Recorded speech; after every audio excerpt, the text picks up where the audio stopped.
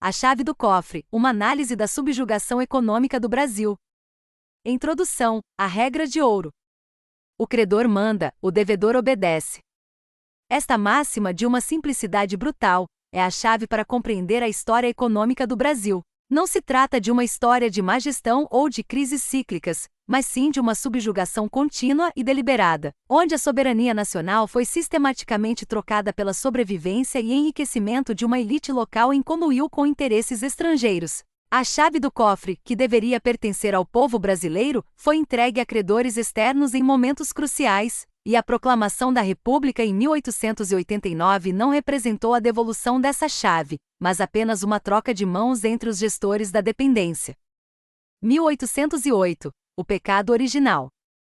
A gênese da subjugação econômica brasileira remonta a 1808. A transferência da corte portuguesa para o Brasil sob escolta da Marinha Britânica não foi um ato de astúcia de Dom João VI, mas sim uma transação comercial. Portugal, devedor de proteção militar contra Napoleão, obedeceu à Inglaterra, a credora, pagando a dívida com a única moeda que realmente importava: o acesso irrestrito ao mercado brasileiro. A abertura dos portos às nações amigas, em 1808, e os tratados de comércio e navegação de 1810, que concederam tarifas preferenciais aos produtos ingleses, foram a entrega formal da chave do cofre. O Brasil, antes mesmo de ser uma nação independente, já nascia como um devedor econômico, com sua política comercial ditada por uma potência estrangeira. O Império e a República, a mesma chave, outras mãos. A independência em 1822 e a proclamação da República em 1889 foram eventos políticos que não alteraram a estrutura fundamental de poder econômico. A elite agrária, primeiro com o açúcar e depois com o café, assumiu o controle do Estado, mas permaneceu como devedora de capital para financiar suas exportações e importar bens de luxo. Os credores mudaram de nacionalidade, com os banqueiros ingleses sendo gradualmente substituídos pelos americanos, mas a lógica permaneceu a mesma. O Brasil deveria se manter como uma economia primário exportadora, fornecendo commodities baratas e consumindo produtos industrializados caros. Qualquer tentativa de desenvolvimento industrial autônomo, como a de Mauá, foi sistematicamente sabotada por essa aliança entre a elite local e o capital internacional. 1992, a renovação formal da subjugação, o Umbrella Deal. Se 1808 marcou a entrega inicial da chave do cofre, 1992 representou sua reentrega formal e deliberada. O chamado Umbrella Deal ou Acordo Guarda-Chuva, assinado por Mangabeira Unger, Fernando Henrique Cardoso e Daniel Valente Dantas, foi um documento que estabelecia um cronograma claro para a entrega dos ativos brasileiros. Não se tratava de uma negociação entre iguais, mas de uma capitulação formal, privatização total das estatais, ajuste fiscal permanente e a entrega da joia da coroa, a Petrobras. O que torna o Umbrella Deal particularmente revelador é sua continuidade. Segundo análises de Paulo Henrique Amorim e outros pesquisadores, o acordo foi respeitado e mantido por todos os governos subsequentes, independentemente de sua ideologia política: Itamar Franco, Fernando Henrique Cardoso, Luiz Inácio Lula da Silva, Dilma Rousseff, Michel Temer e Jair Bolsonaro. Isso demonstra que o acordo transcende governos e eleições, representando um compromisso estrutural com a subjugação econômica. A chave do cofre não apenas foi entregue, mas foi formalmente reentregue em 1992, com um cronograma de entrega, que continua sendo executado até os dias atuais. A Era Moderna, a gestão inversa do tripé econômico. O século XX e, em especial, o período pós-1990, viram a sofisticação dos mecanismos de subjugação. A máxima, o credor manda, o devedor obedece, foi institucionalizada através da gestão do tripé macroeconômico: câmbio flutuante, metas de inflação e superávit primário. Em um sistema financeiro global dolarizado, o Brasil, como nação devedora, é forçado a obedecer aos ciclos de juros ditados pelo Federal Reserve, o credor do sistema. É aqui que a gestão inversa se manifesta de forma mais clara. Primeiro, o câmbio não neutro.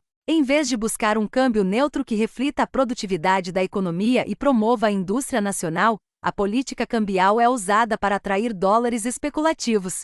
O câmbio se aprecia artificialmente, tornando a indústria nacional não competitiva e favorecendo as importações.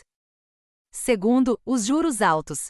Para manter esses dólares no país e combater a inflação gerada pela própria desindustrialização, o Banco Central eleva as taxas de juros a níveis estratosféricos. Isso transforma o tripé em uma máquina de transferência de renda. O Brasil paga juros exorbitantes ao capital internacional, remunerando o credor.